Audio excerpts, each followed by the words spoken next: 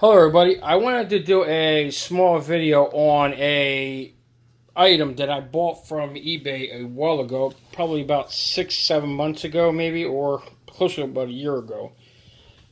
As well, it works. It outputs 5 volts here, 5 volts, and it does have an internal battery of an 18650 of what I've been told. I'm not sure because I bought it because it said 18650 on it. So I'm not sure if it does or not. The label is Solar Africa, and the back of it labels as input 5 volt 1 amp, output 5 volt 1 amp, capacity is 5000 milliamp hours. It is not 5000 milliamp hours, and the model is XT-5000A-03 LED. My guess is that this is 5000 milliamp hours and 3 LEDs, because it did came with 3, and 2 of these were broke, and they are 5 volt.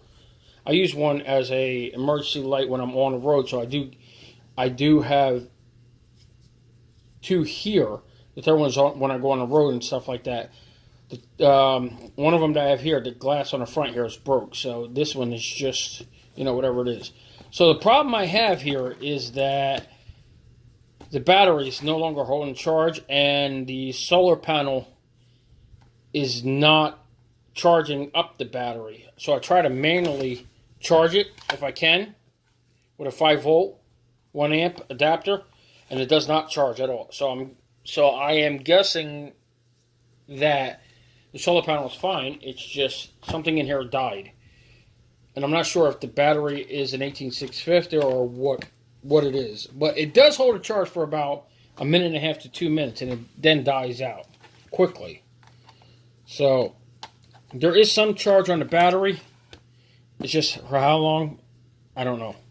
So if we turn it on, there is a light.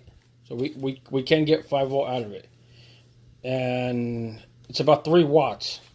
Because these are each quarter of a watt LED. If you look, it's in a grid. So there's total of, I'm sorry, this way. There's 4 LEDs in Sirius, and there's 3 Sirius LEDs here. So that makes it 12 LEDs in total. So that is about 3 watts here.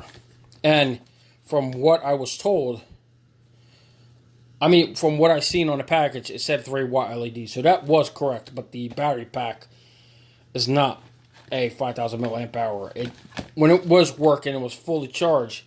When I first got it, it lasted about 20-25 minutes, and that was it.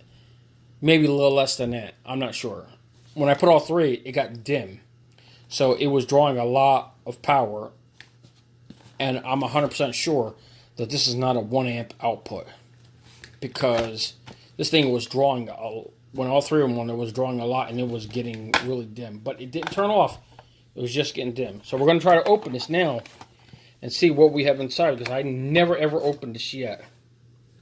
So on the back here, we got 4 screw holes here, and we got 4 screws. And then on the front, we do got 4 mounting plates here. 4 mounting holes to mount it to something. 2 on each side. There's the power button, there's a charge LED indicator, and there's a power indicator for when it's on. See if you see it on. The light does come on. So anyway, let's see if we can open this up. I'm going to take out the screws out of here, and because I really need to get this back up and running, because I use this at nighttime as a nightlight sometimes. I know. It's supposed to be for emergencies only, but if you keep charging it and you're not using it, it's going to die. So I do use it.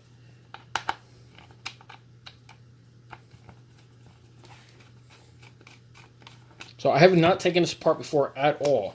So this is the first time taking it apart.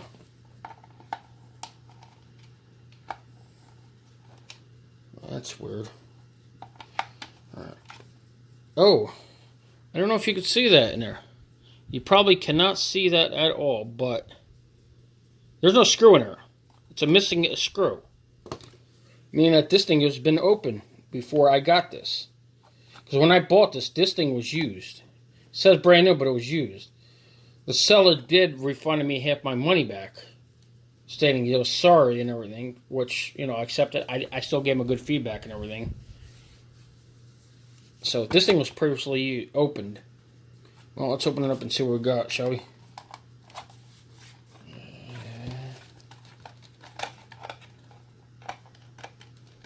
Oh, I need a screwdriver for that one. I have to pry it open.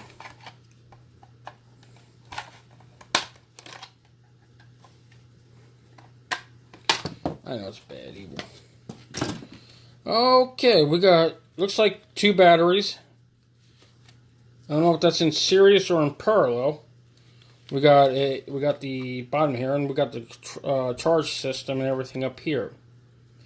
So first, let's take off the bottom where the switches are, so that way we can get a look at underneath there and see if there's anything besides push buttons under there. Oh, wrong screwdriver for that one. And we'll take a look at the battery pack itself. I'm pretty sure that this charge controller is not for outdoor radio. Cannot use it outdoor because it's not weatherproof and it's got plenty of vent holes in here. So it looks like the same screws they're using on the back of this is actually using the same screws for holding whatever's inside also. Now it looks like I cannot take that off because the switch. So let's just look underneath there and see if there's anything underneath there. And I cannot see anything under there besides 2 LEDs and a switch. There's no resistors, no capacitors, no nothing underneath there at all. So we'll just leave that alone. Let's go under the other side here and see what's under this. So far what I'm seeing is I got 2 diodes here, a third diode. You got 2 capacitors here, and you got looks like a booster, a buck boost, or some kind of boost coil under here. You got a couple resistors, another capacitor here, and that's about it. So let's take off the other screw here and see what we got underneath this thing. Maybe there's something boosting this thing up so it can convert it to 5 volt. And it looks like it is. There's a couple of it looks like it is boosting it up to 5 volt. This is just the standard thing, and there's a reverse diode on here, so that way you can't blow it out. And there is a circuit here for boosting it from 5 volt from 3.3 and on up to 5 volt input. That is boosting it up. That it's definitely doing something to it. I'm not an electrical engineer, so I can't reverse engineer this and show you this, but from my experience of battery banks like these, which have a lot more components inside, this is definitely looking like it's boosting it up. So we're going to disconnect this right now and see if we can take up the battery pack, because it is hot glued in on both sides. So we're going to see if we can just try to take out the glue without hurting the pack itself.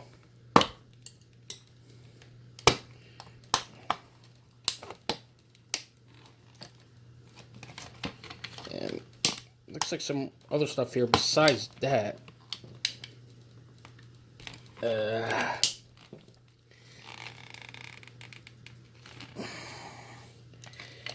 I'm having a hard time taking out these batteries, so I can't tell if these batteries are in series or in parallel. But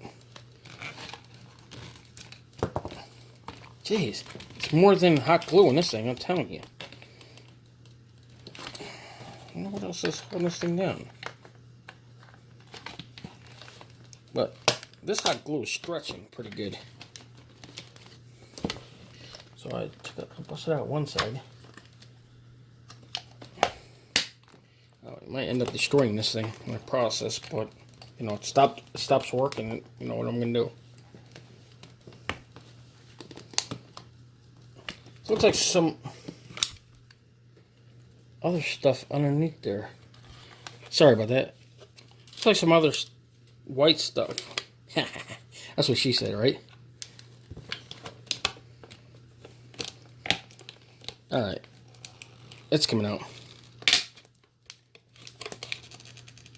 Hope I don't puncture these cells. That would be something, wouldn't it?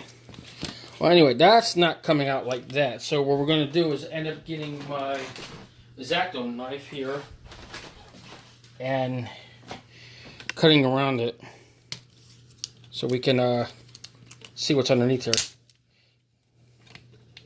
Yes, I am being very, very careful because I have cut heat shrink before that was around cells, you know, the sleeving of the cells, so I can, you know, I can see what's underneath here. We got some blue cells under here, actually. Yeah, and there's blue heat shrink. You got blue cells with some labels on it. So let's take it out and see what it is. Okay, we got some LY 18650 1500 milliamp hour cells. I am 100% sure that. Oh, there it goes. Look. Let's see if we can zoom in on that. Yo, there's protection, circuit protection on it. A little one here. Okay, so I'm pretty sure that this is not 5,000 milliamp hours. I'm pretty sure that these are not 1,500 milliamp hours each either, because these are the same type as my other ones. Comes out of my battery packs, which are 1,000 milliamp hours each. So these are incorrect. I don't know what they are, but they're incorrect. I'm going to try to use my IMAX B6 charger and see what these are, and see if these are what they are or what they're not. So I'm 100% sure that this is the problem right here. Nothing else here looks like it was blowing out or not working, whatnot. So now I got to remove all this heat shrink stuff here. Jeez. Guess they didn't care. They didn't. A lot of nonsense that's in this. So that's some kind of glue. You know what this is? I'm sorry. This is thermal paste glue. This is what they use on a lot of components, like using heat sink stuff. That's exactly what this is. This is thermal paste glue. And I have used it many times before, so I couldn't recognize it being on that. And that's what that is. Yes, that it's kind of rubbery when it seals up, but it's thermal paste glue. It's conductive. I'm pretty sure it is. Or there are some non-conductive ones, and there are some conductive ones, so I'm not sure which one this one is, and I'm not testing it. So that is my problem. It looks like the battery is the problem, and I'm out of focus. Well, we're going to have to reduce some cells. I'm going to make another video, put some new cells in it. I'm going to try to put, looks like I can add,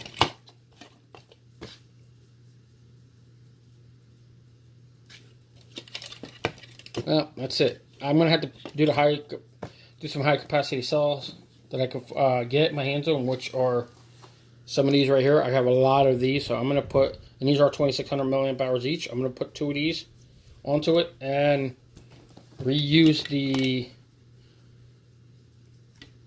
safety for the cells. Reuse that back on it and definitely change this out. That's about it for now. We're going to do another video. I'm going to leave this all apart. I'm going to do another video and get you some new cells in there. That's about it. Have a good one, everybody, and see you until next time. Adios. Stay tuned.